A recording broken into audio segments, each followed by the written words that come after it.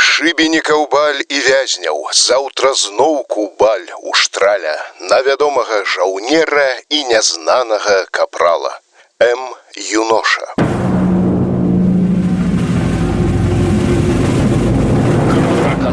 Кракатук. Беларуская музыка ўсіх часоў і стыляў у аўтарскай праграме Віктара Сямашкі. Кракатук.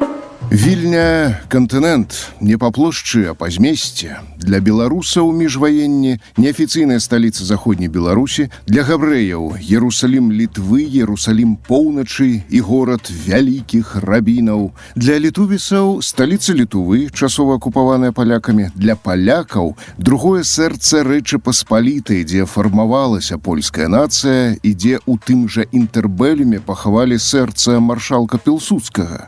Хаця ў сярэдзіне 1920-х і польская прэса дазваляла сабе параўнанне кшталту «сталіца чарваватага адростку ў хранічным запаленні». Мелася на ўвазе страта местам ранейшага статусу, адрэзанасць ад мора і ўціснутасць віленскага краю між новымі суседзямі на мапе. Джазавая музыка Вільні таксама была непасрэдна прывязаная да фізіялогіі, менавіта да ўжывання ежы. Па словах знаўцаў, мясцовая рэстарацыйная культура міжваеннага ўзору бярэ пачатак з перыяду сярэдняй Літвы, калі пасля сыходу нямецкіх войскаў і расійскіх бізнэсоўцаў многія ўстановы грамадскага харчавання з кухнямі і танцзалямі займелі новых гаспадароў. Тагачасная віленская кулінарыя захавала традыцыі старалітоўская і літвацкая кухні, практыкавала элементы расійская ды нямецкая, а ў музыцы панавала яшчэ шырэйшая мультыкультурнасць. Такім чынам, гастранамічная перадгісторыя беларускага джазу, частка 58-я, рушым наперад па вуліцы імя Адама.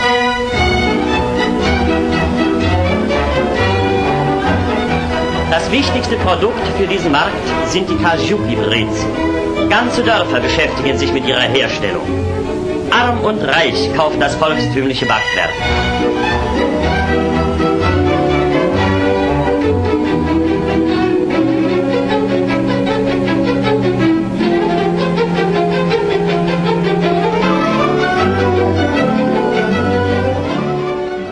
Нямецкі дыктар распавёў пра смургонскія абаранкі на віленскіх казюкох, сакавіцкім кірмашы. Мы ж з вамі, спадарства, спыніліся па адрэсе Міцкевіча 9. Сёння гэта праспект Гедыміна 7. Будынак даволі ёмісты. Акром кіно «Святовід», рэстарацыяў «Мыслівска», «Земяньска», «Асторія», «Букет», што імкліва змянялі адна адну. У розныя гады двух дзесяцігоддзя тут знаходзіліся такія кропкі, як СУП, у Дормана ды малачарня Гайбера.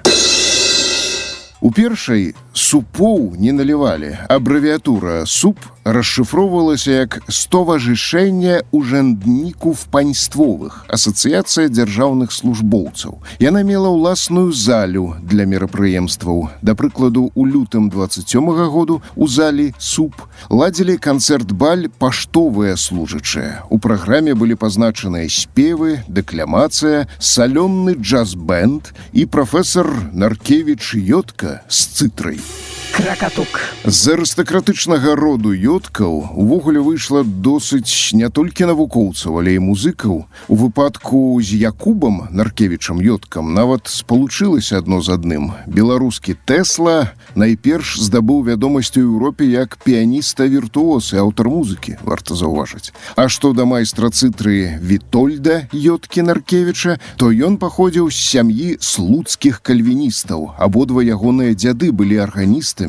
Сярэдні брат Адам Йотка у міжваенны час заведваў архівамі ў Магілеве, пакуль не быў расстраляны бальшавікамі за захапленне мовай эсперанта. Гэтыя факты раскапаў журналіста Валеры Чумакоў. Малодшы брат Рамуальд Йотка таксама валодаў эсперанта, у суме ведаў 9 моваў, у тым ліку беларускую, польскую ды літувіскую, але славу здабыў як аўтар скульптурных кампазіцыяў, растыражаваных па гарадскіх парках Савецкага Саюзу. Плыўчыха, альбо скок у ваду, і дзяўчына з вяслом, толькі тая, што ў апранутым выглядзе.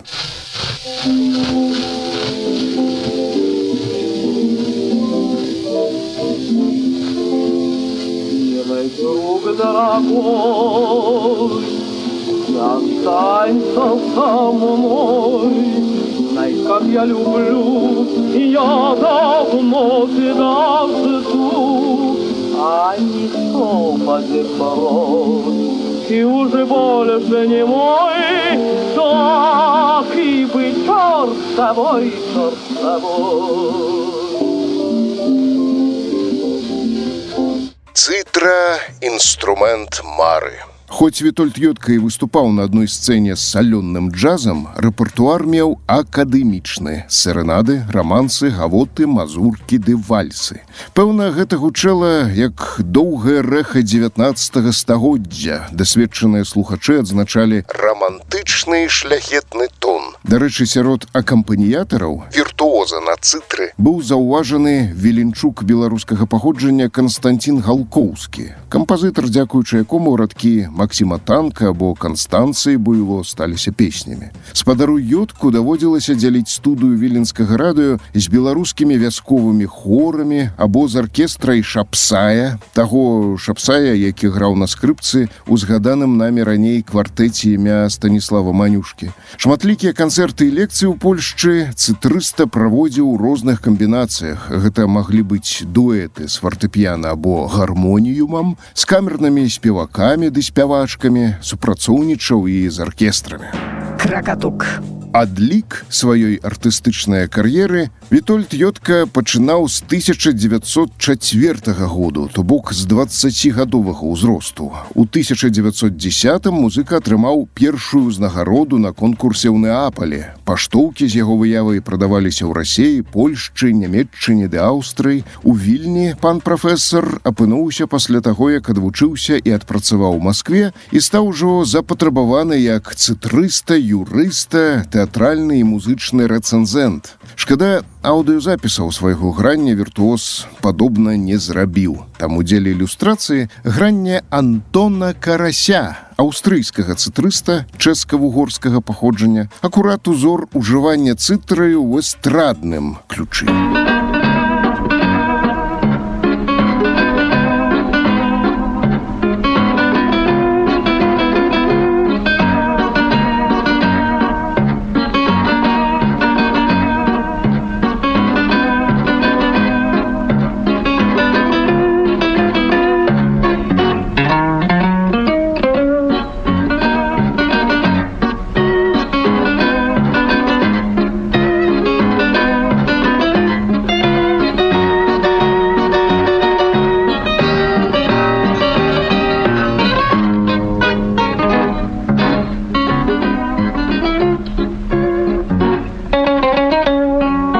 У архіўных крыніцах Вітольд Ёдка пазначаны як арганізатар музычнага жыцця і ў так званых паўночным Парыжы і ў паўночным Манчэсцеры. У Беластоку Ёдка даваў канцэрты і ўрокі грання на цытры, стаў сустваральнікам і кіраўніком стоварышэння мілоснікаў штукі і эстэтыкі «Хармонія». Таварыства аматараў мастацтва і эстэтыкі размясцілася ў гатэлі «Рыц», а першы канцэрт зладзіла побач у тэатры «Палас». Гучэла там, натуральна, і цытра Прэзеса.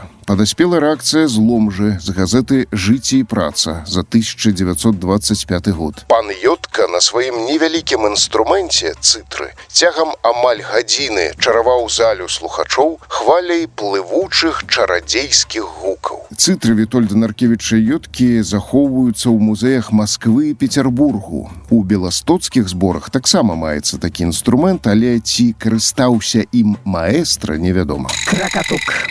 Што тычыцца кавярні у Дормана на Міцкевіча 9, то па стане на 1935 год у пляне ежы яна спецыялізавалася на марозіве ўласнага вырабу, каве ды акацімскім піве з сасіскамі. Як піша даследчык Мячыслаў Яцкевіч, наведнікамі тае кавярні былі пераважна студэнты-літувісы і беларусы, а таксама незаможныя чыноўнікі. На пачатку Другой сусветнай вайны тут зайграў джаз-бэнд саксафаніста Леонарда Ільгоўскага, пра якога яшчэ варта будзе пагутарыць асобна. З прыходам гітлераўцаў бэнд-лідэр быў змушаны пакінуць Варшаву, а сам, падобна, паходзіў з Вільні. Нават крыху раней, у другой палове 30-х, засвяціўся ў зялёным штрафе. «Астрале», да якога мы яшчэ не дайшлі. Паслухаем нелегальнае выданне з голасам будучага артыста беларускага джазу Альберта Харриса. Запіс 39-го году.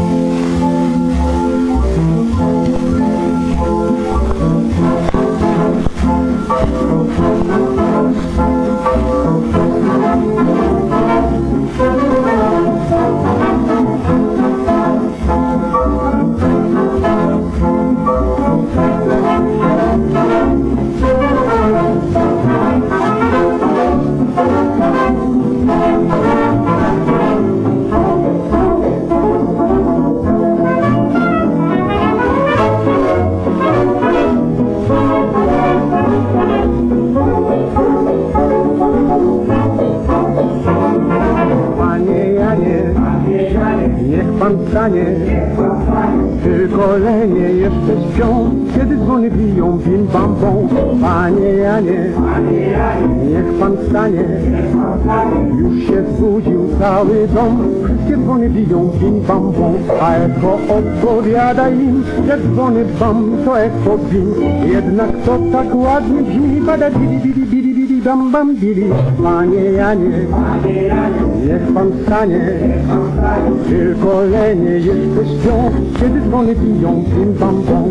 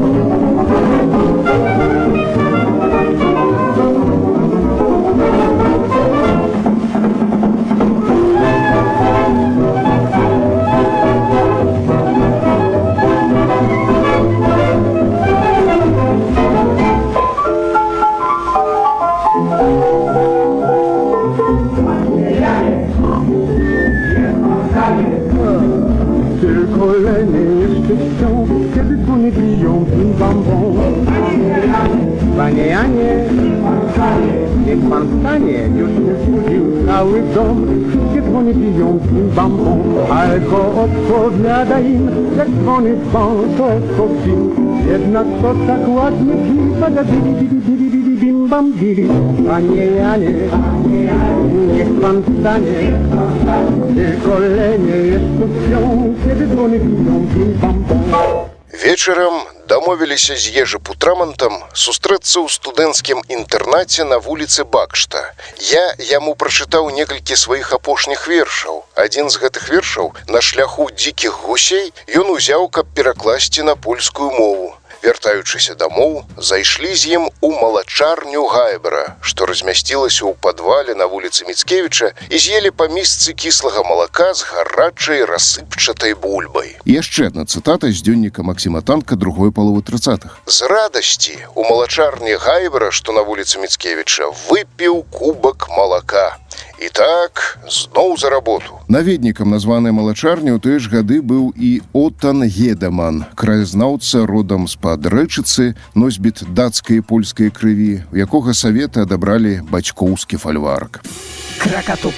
Любімая беларуская інтэлігенцыя малачарня ў Вільні, зразумела, насіла імя ўласніка. Юзеф Гайбер паходзіў з-пад Беня-коняў і свой першы бізнес, фабрыку масла Гайбера, запачаткаваў у Беня-конях, мястэчку на сучаснай мяжы Беларусі з Літвой. Затым на пачатку 20-го стагоддзя пан Гайбер адкрыў 9 малачарняў у Вільні і адну ў Адэсе. Як высветліў даследчык Вальдэмар Валканоўскі, прадукцыя з Беня мяне коняў запаўняла значную частку віленскага рынку і атрымлівала ўзнагароды на выставах. Малаком Гайбера карысталіся гарадскія шпіталі і кандытарскія фабрыкі. Прытым малачарня ў сутарэнні на Міцкевіча 9 захоўвала статус цэнтральнага офісу, але цяпер ад яе не засталося ніякіх слядоў.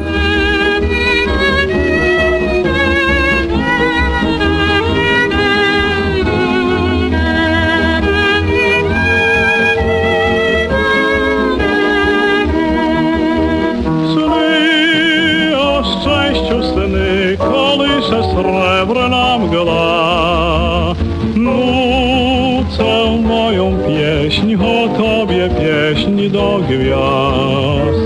Na mlecznej drodze stoi mój domek, wszystkie marzenia mieszkają w nim.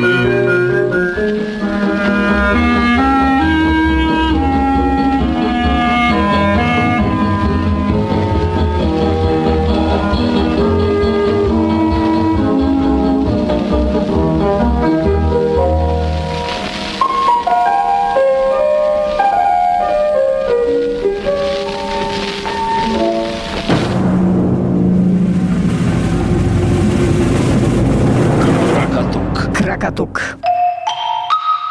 Беларуская музыка ўсіх часоў і стыляў у аўтарскай праграме Віктара Сямашкі. Кракатук. Ад штраля да штраля. Зірнем на супрацьлеглы бок і пабачым на рагу сучасных праспекта Гедыміна і вуліцы Тоторіў татарскай трохпавярховік, так бы мовіць, ласасёва-персікавага адцення. Год пабудовы 1876. Перад пачаткам Першай сусветнай вайны на першым паверсе дома па адрасе Георгіўскі праспект 12 адчыніў свае дзверы напраўду легендарны чырвоны штраль, самая люксавая і элеганцкая цукерня ў Вільні цягам амаль 4 дзесяцігоддзяў. За польскім часам дом меў або камбінаваны нумар 12/14, або пазначаўся гэтымі ж лічбамі паасобку. Гаворыць наш сучаснік, музыка, літаратар і мастак Лявон Вольскі, які апяяў названую чырвоную лякацыю в апошнім альбоме ансамблю Крамбамбуля. Штраль – это прозвище, кажучи теперешнему ресторатора. Червоный штраль был наибольш популярный массовый месяц, потому что там пили. Там часто были зауважені Луцкевич і різні інші діячі державні національні, які там сперечалися і розважали про те, як відбудовувати нашу державу, чи це буде супольне з теперішньою Литвою, щось кшталту Великого князства, чи то ні. Ось вирішили, на мій погляд, помилково не об'єднуватися, а центр робити у Мінську після одної бойки по п'яні, яка була в цьому штралі. Покривдяться на поляків, на літовісів, які так само удільничали в тим. Бо ідея БНР народилась в тим самим червоному штралі. Ну, я не верю. Может быть, это просто пригожая, не пригожая легенда, але то, что там все сидели и выпивали, может, просто Горбату, конечно, кто як хотел, и Купала, и Луцкевич, это докладно. И там еще на лето столики выставлялись, и такая была вельми великая территория, настолько популярное место было.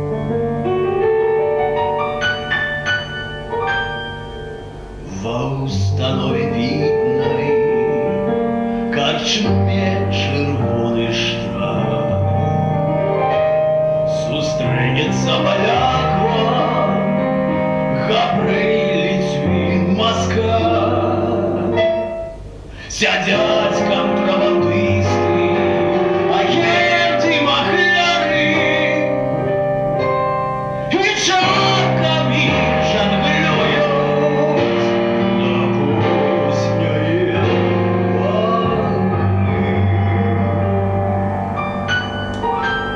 У абранні чырвонага колеру не варта шукаць палітычных падставаў. Як мы ведаем з гісторыі белага штраля, што на вуліцы Вялікай, колеры ў назовах штралевых цукерняў з'явіліся неафіцыйна, па жаданні наведнікаў, але прыжыліся ў прэсе, рэклямах ды запрашэннях. Гэтак і на шыльдзе чырвонага штраля ад 1912 году змяшчалася толькі імя ўладальніка – цукерня Б. Штраль. Б значыць Баляслаў. Колеравую пазнаку гэтае месца атрымала праз мяккія крэслы, абабітыя чырвоным плюшам, якія змяшчаліся ў прасторнай, выцягнутай зале. Іншых дадатковых народных эпітэтаў лякацыя не мела, хіба што маглі казаць дзеля паразумення. Сустрэнемся ў Штралі на рагу татарскай. У гарадскіх пуцяводніках нумар будынка аналагічна мог не пазначацца, толькі названы рог. Кракатук. У тым жа доме яшчэ раней за Штраль размяшчалася бібліятэка дзеяча беларускага руху Барыса Даніловіча «Знанне», па-наску веды. Майстэрню па той жа адрэсе пасля свайго пераезду з Бельску-Падляскага меў фотограф-літувіс, аўтар дакументальных фільмаў Аляксандрас Юрашайціс. Свой хрэстаматыйны партрэт у ягонай студыі зрабіла паэтка беларуска з мянушкай Цётка, поўнае імя якой у старасвецкім стылі гучыць як Алюізія з Пашкевічаў Кейрысовая. Фатаграфаваліся ў майстра таксама будучы прэзідэнт Літувы Антанас Смятона і мастак Фердынанд Рушчыц. Апошні наведаваўся паснедаці ў Чырвоны Штраль. У міжваенне студыю Юрашайціса замяніла хрысціянская установа мастацкай фатаграфіі «Арс». У рэвалюцыйных 1917-18 гадах у тым жа доме над цукерняй Штраля размяшчалася рэстарацыя «Інтэрнэйшнл». У астатняй частцы трохпавярховіка здаваліся кватэры. Слова Міхалу Забейду Суміцкаму. Ой, в нашем селе свадьба будет. Эй, в нашем селе свадьба будет, комарлуку сватать будет. Ой, ты комарлуку сподобал. Эй, комарлуку сподобал, горелкою частовал, пился. З хронікаў Чырвонага Штраля. 1914 год. Будучы народны пясняр Беларусі Янка Купала прапаноўвае за столікам цукерні руку і сэрца артыстцы Паўліне Мядзёлцы, але тая адмаўляе. У тым жа годзе газета «Вільціс» звяртаецца да каталіцкай грамадскасці з заклікам не наведваць Чырвоны Штраль, бо віленскія артысты неапраўдана ўключылі ў сваю праграму адзін ужо састарэлы і непрыстойны танец – танга. Верасень 1915-го. Нямецкія акупацыйныя ўлады дазваляюць Чырвонаму Штралю сярод нямногіх іншых працаваць пасля 22 гадзіны, але зачыняцца строга апоўначы. Студзень 1916-го. Абражаны нечаканымі прэтэнзіямі беларусаў на Вільню. Зацяты паляк, архівіста Вацлаў Студніцкі, вырашыў спрэчку радыкальна, паслаўшы ў накаут свайго хваравітага апанента беларускага лідара Івана Луцкевіча, якога паплечнікам давялося выносіць са Штраля на руках. Гэтак апісвае інцыдэнт журналіст і перакладчык Сергей Шупа са спасылкай на дзённік літувіцкага дыпламата Пятраса Клімаса. Да чаго прывяло тое здарэнне, нам ужо распавёў пан Вольскі. Лета 1921-го. Улады сярэдняй Літвы затрымліваюць палітыка Стасіса Шылінгаса, калі той піў у Штралі каву. Кракатук. Каб перавесці дых, паслухаем польскую адаптацыю нямецкага танга, якой прыгадвае наведнік цукерні ў студзені 1929-го Станіслаў Лорэнц. Паколькі неўзабаве пачаўся перыяд выключна вялікіх маразоў да мінус 35, мне было вельмі холадна. Таму ўдзень і ўвечары я часта сядзеў у найбуйнейшай віленскай кавярні, у Чырвоным Штралі на вуліцы Міцкевіча. Добра памятаю тагачасны шлягер, які аркестра грала тут штодзень. У ім меўся наступны прыпеў «Цалую тваю далонь, мадам». Запіс таго ж году спявае Тадэуш Валішэўскі.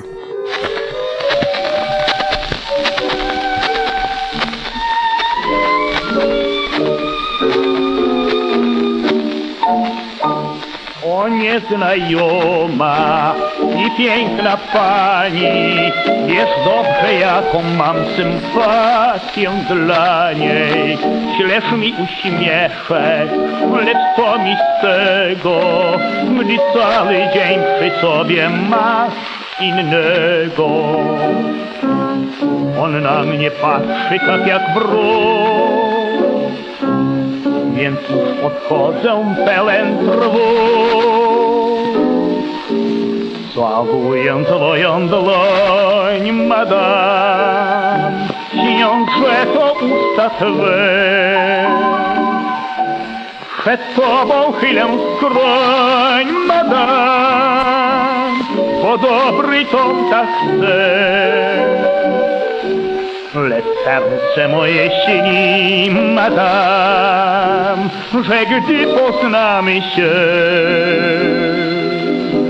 nim minie kilka dni, madam, pozwolisz sama mi, madam, miastwą całować dłoń, madam, całować usta twe.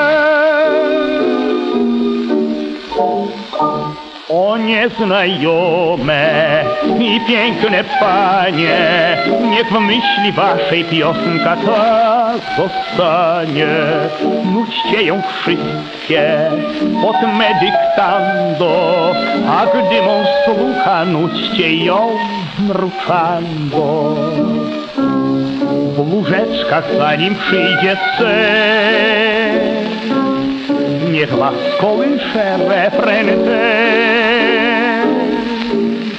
Całuję twoją dłoń, madam, śniąc, że to usta twe. Przed tobą chylę skroń, madam, bo dobry ton tak chce. Lecz serce moje śni, madam, że gdy poznamy się, nim minie kilka dni, madam, pozwolisz sama mi, madam, miastwą całować dłoń, madam, całować usta twe. Апісанне чырвонага штраля перыяду сярэдняй Літвы можна знайсці ў аўтабіяграфічным рамане Сергея Пясецкага, нараджэнца Ляхавічоў, што на цяперашняй Берасцейшчыне. Цытата з раману «Жывот чалавека розброенего» або «Жыццё разброенага чалавека», калі ў перакладзе Руслана Равякі. Цукерня была невялікая, за столікам сядзелі мужчыны ў сярэднім і сталым веку, размаўлялі прыглушанымі галасамі ці шэптам, праглядалі нейкія паперы, твары ўсіх мелі напружаны, пільны выраз. «Падаецца, — сказаў я, — што гэта людзі, якія прыходзяць сюды не адпачываць і выпіць нечага, але каб абмеркаваць нейкія справы». «Правільна! — посміхнуўся дзядок і сцвярджальна хітнуў галавою. Людзі, як звяры, маюць свае ўлюбёныя месцы, дзе яны жыруюць, хаваюцца або палююць. Тут збіраюцца пераважна спекулянты. Тут пачынаюцца ці канчаюцца часам вельмі значныя гандлёвыя ці біржавыя аферы. Тут можна прадаць і купіць амаль усё: дыяманты, валюту, нават фальшывыя грошы. Тут за столікамі пераходзяць з рук у рукі мільённыя капіталы. Тут людзі багацеюць, а часам банкрутуюць на працягу гадзін ці колькіх хвілін». Кракатук. Галоўны герой названага раману жыхар Менску літоўскага Міхал Лубень пасля дэмабілізацыі з польскага войска апынаецца ў Вільні ў статусе беспрацоўнага. Менавіта на сустрэчу ў чырвоным штрале маладзён атрымлівае прапанову ад дзядка фатографа з падвойным прозвішчам Ардена Рэваньскі паспрабаваць сябе ў ролі порна-мадэлі, а затым разам з мінчуком-більярдыстам Колькам удзельнічае ў махлярскіх камбінацыях з закладамі. Паводле аўтара ў чырвоным штрале меліся нават 2 більярдныя залі.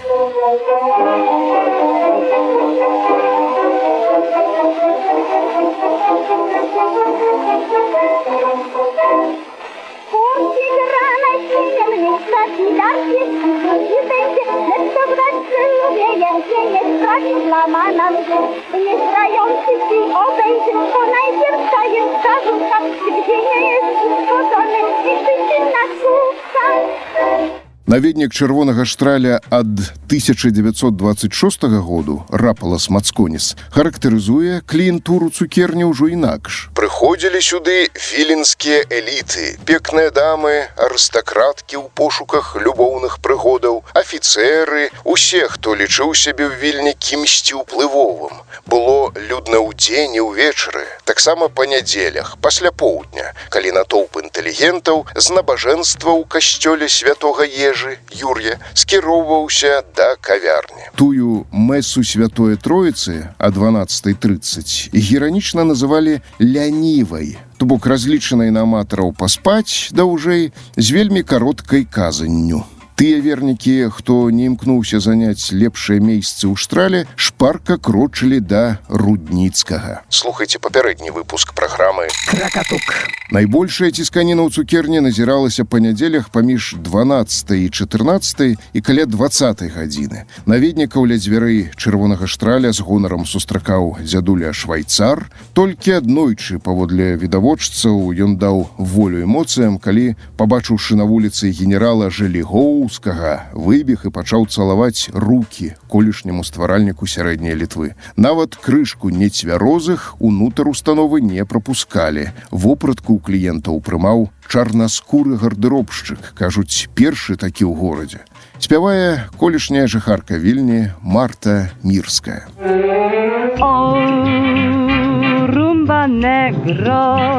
Rumba negro, jedyny taniec mój.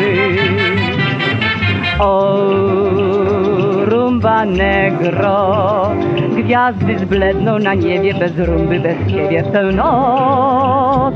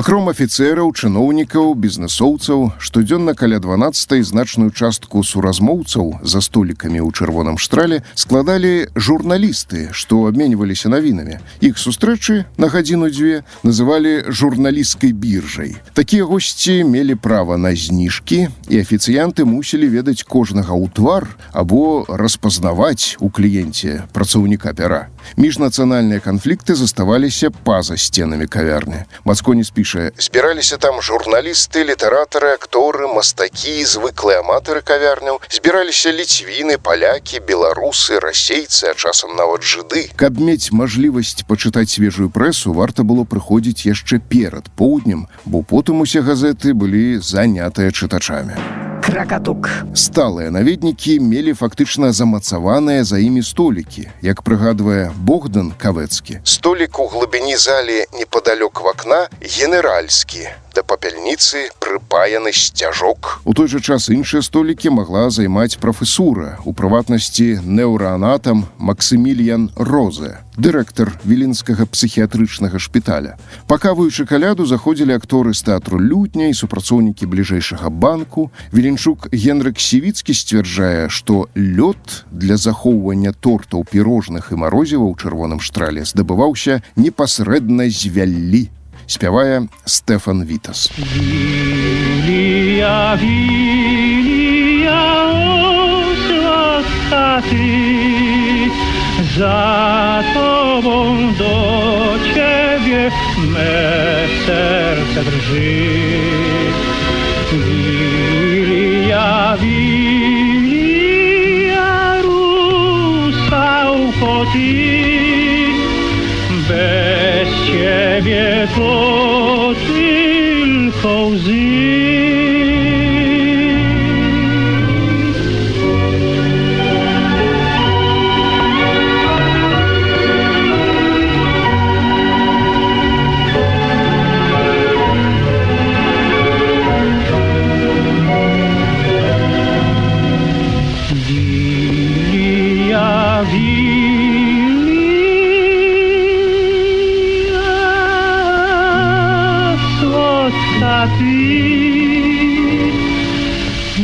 Bez ciebie to tylko łzy.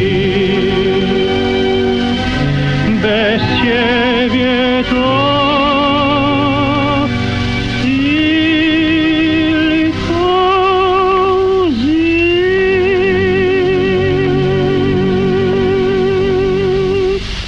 Віленскі кур'ер, апісваючы ў 1934 годзе мясцовае жыцце цукерняне, прызнаваў, што найвялікшым поспехам цешыцца менавіта Чырвоны штраль, прычына і ў найбольш выгодным размяшчэнні. Уласны карэспандэнт таго ж выдання ў Великабрытаніі параўноўваў лёнданскі бар з віленскім штралем. 35 год. Жанчынаў сярод кліентуры бару не меней, чым мужчынаў. Сядзяць яны разам з мужамі, жаніхамі, прыяцелямі, п'юць піва, дыскутуюць і пляткараць, аля штраль у Вільні.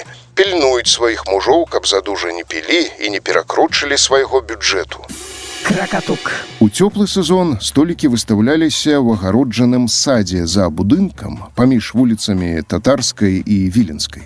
Як піша Мацконіс, пад невялікімі фруктовымі дрэвамі стаялі дзесяткі простых, нефарбаваных столікаў з плеценымі крэсламі з бярозавых галінак, урослых у зямлю. Між дрэвамі цягнуліся электраправады, і па вечарах увесь сад быў бачны, быццам усыпаны зорамі. Цёплымі летнімі вечарамі цяжка было знайсці вольнае месца. Сведкі згадваюць дзесяткі рознакаляровых ліхтароў у летняй кавярні. Па вечарах тут грала аркестра. Менавіта праз сад уначы 30-го года ў Чырвоны штраль завіталі злодзеі, скралі некалькі сотняў злотых, але слодычаў не кранулі. Бывала, што і з гардыробнай персанала кралі вопратку музыкаў і афіцыянтаў, здараліся і бойкі. Максім Танк стаў вонкавым сведкам такое ў чэрвені 39-го году. На галоўнай вуліцы Міцкевіча конная і пешая паліцыя. Чуваць быў нейкі скандал у рэстаране «Штраль». Са студэнтамі пабіліся ваенныя.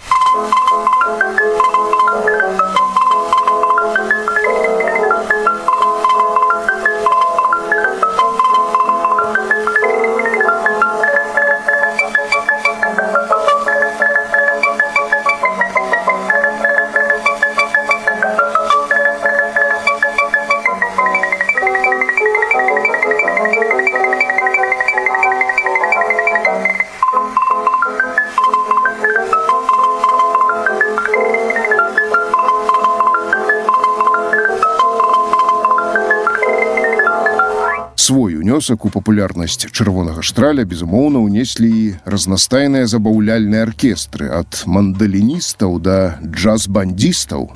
Аўтар віленскага кур'ера пад нікам Вель трапіў туды на танцы. Увечары адбываецца ў штрале дансинг. Гэта найэканамічнейшы дансинг, які я ведаю, сказаў бы, крызісны. За кошт 2 паўчорных і 1 пірожнага можна адарвацца, вытанцавацца да 7-га поту з уласнай танцоркай, а каму таго мала падыходзіць да чужых столікаў і радуе сэрца нетанцуючых запрашэннем іх таварышкі. Як шалець, то на поўніцу. Кракатук. Калі зазірнуць у меню, то сапраўды, акром розных гарачых напояў і пірожных уласнага вырабу, у чырвоным штрале падаваліся піва ды віно. Для нас жа галоўная інфармацыя змяшчалася на вокладцы. Штодзённыя канцэрты ад 17 до 23, па нядзелях і ў святы музычныя ранішнікі. Хто адказваў за гэтую частку прапановы? Да прыкладу, захавалася праграмка за 22 сакавіка 1938 году. Аб'яўляўся бенефіс аркестры з ангельскім назовам «The Song Jazz», што можна перакласці як «спеўны джаз». Пад загалоўкам 2 партрэты. Капельмайстер, скрыпач родам з Эссена Герард Даражала і джаз-бандіста, так і пазначана, Павел Куклінскі. Другі граў на так званай гавайскай гітары, што значыць электрыфікаванай і бязладавай, і ягоныя, адпаведна, гавайскія мелодыі замыкалі праграму. А пачынаўся бенефіс з увертюры Джоакіна Рассіні да оперы пра народнага героя Швайцарыі Вільгельм Тель. Фрагмент мы толькі што пачулі. Аркестранты гралі папулярны ў Польшчы вальс-бастон аўтарства Мэйбл Вейн з галівудскага мюзіклу «King of Jazz», «Кароль джазу», у якім была занятая аркестра Пола Уайтмана.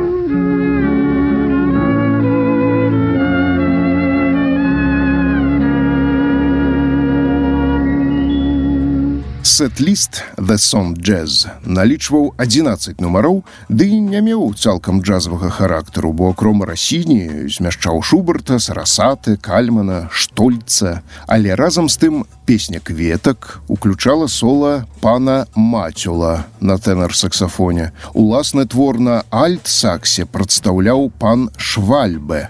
Затым ён жа з калегам Лясінскім выконвалі пачуты толькі што намі бастон дуэтам на 2 фартэпіяна. Кракатук.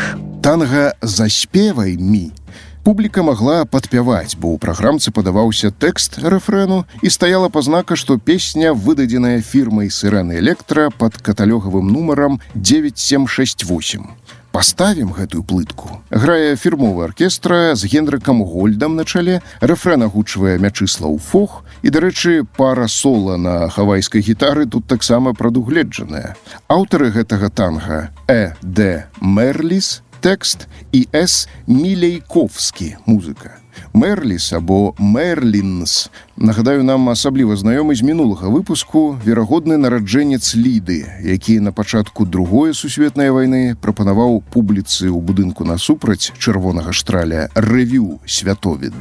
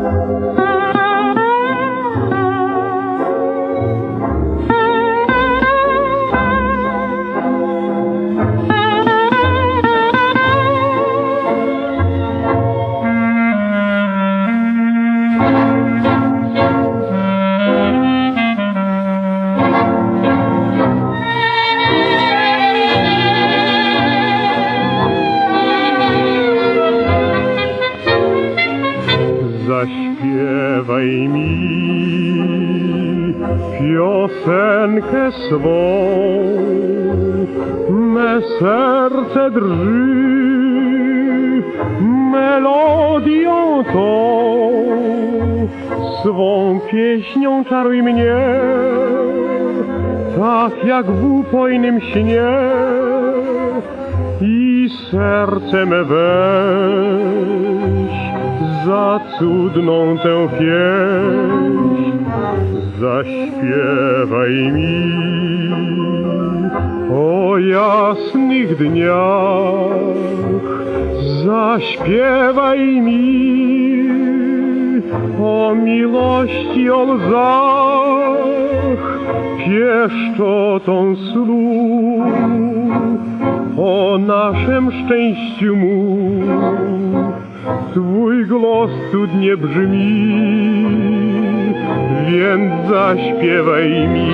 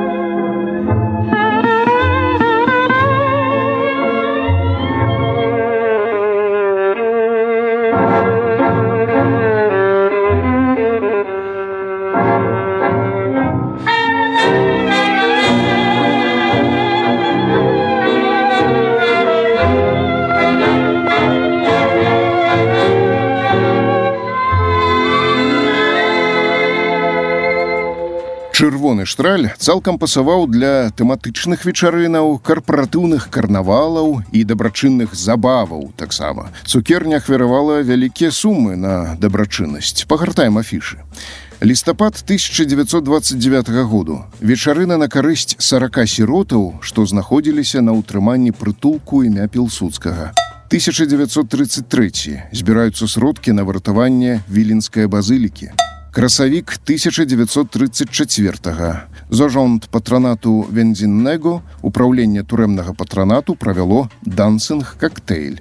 1937. Віленскі стараста асабіста дзякуе штралям і Сабасцяну Рудніцкаму за пірожныя ды слодычы да Вялікадня для найбяднейшых жыхароў гораду.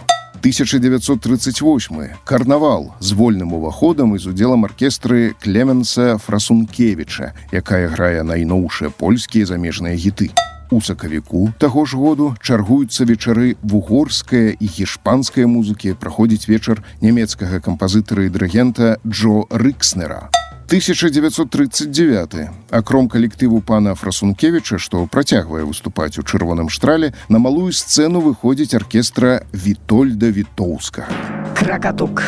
У цукерні-кавярні Баляслава Штраля заўжды можна было набыць квіткі ў віленскія тэатры. Скажам, у 20-х у тэатрамі Сыракомлі на камедыю «Пан Дамазы» ці на «Касцюшку пад Рацлавіцамі». А калі ў тэатр на Пагулянцы, то, напрыклад, на расійскага піяніста Мікалая Арлова ці на аперэту «Каралева Факстроту». Чырвоны штраль часта фігуруе на архіўных фота і кіназдымках, бо акурат міма яго праходзілі цырыманіяльныя працэсіі. Каранацыя абраза Маці Божай Вастрабрамскай або пахаванне сэрца Пілсудскага. Другое з названых шэсцяў зафіксаванае ў фільме 1936 году «Вільно – място вспомень» – «Вільня – место ўспаміну». Прычым за музычнае ілюстраванне стужкі, як пазначана ў тытрах, адказваў нехта І. Рознер.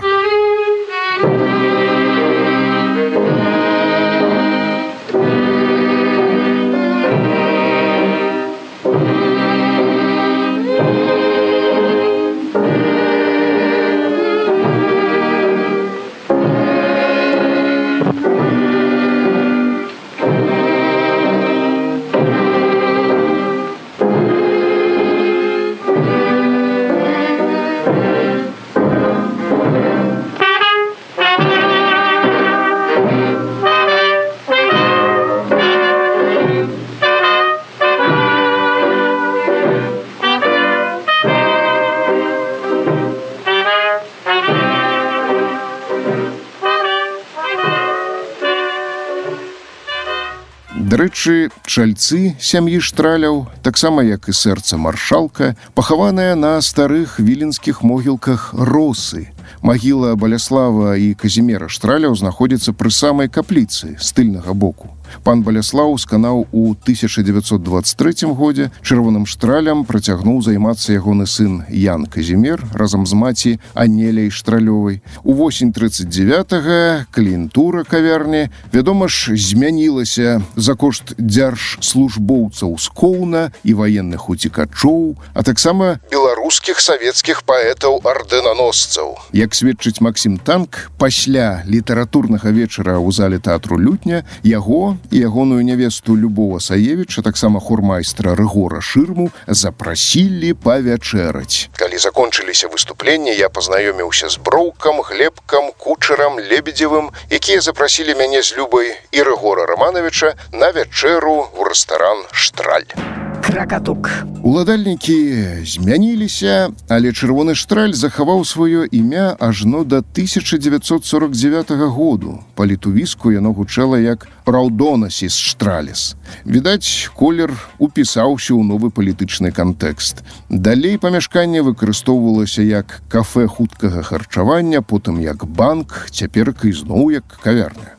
Хутгаспадарства працягнем наш курс па вузкім ходніку віленскага Брадвею. А пакуль хур «Юранда» агучыць надзвычай папулярная ў другой палове 30-х танга «Хабанера» ушанаванага ў Штралі Джо Рыкснера.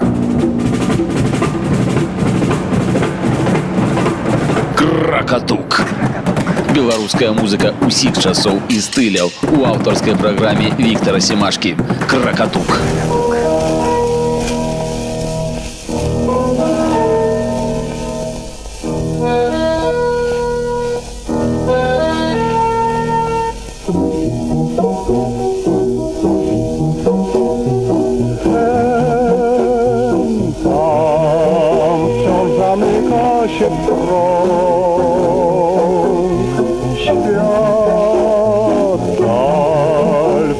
Promieniuszy krąg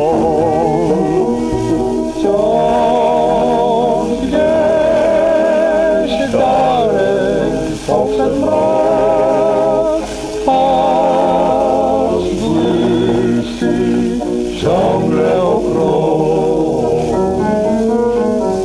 A co krok drut kolczasty się rozpina, co krok płot krzaczasty przypomina, co krok tu granica się wyłania, co krok tu tablica ci zabrania, co krok serczą mury uparte i bramy zawarte i krzyczą ci stój. wszędzie w górze to samo niebo i ten sam uśmiech poranny znów. Tak samo kwitną wieczorne róże dla wszystkich lądów, dla wszystkich mórz. Świeci nam wysokim sam błękitów wszędzie ten sam i te same u góry. Błyszczą ognie brylantowych i złotych gwiazd. Zawsze będzie to samo niebo dla wszystkich granic, dla wszystkich gwiazd. Weź płyń już świat cały zbiegł. Hej, 7 gór, 7 rzek. Inglaj szarej, wciąż bez słów, wciąż dalej, ciągle nie tu. A wszędzie w górze to samo niebo i ten sam uśmiech poranny znów. Tak samo kwitną wieczorne róże dla wszystkich lądów, dla wszystkich mórz. To samo niebo i ten sam dzień.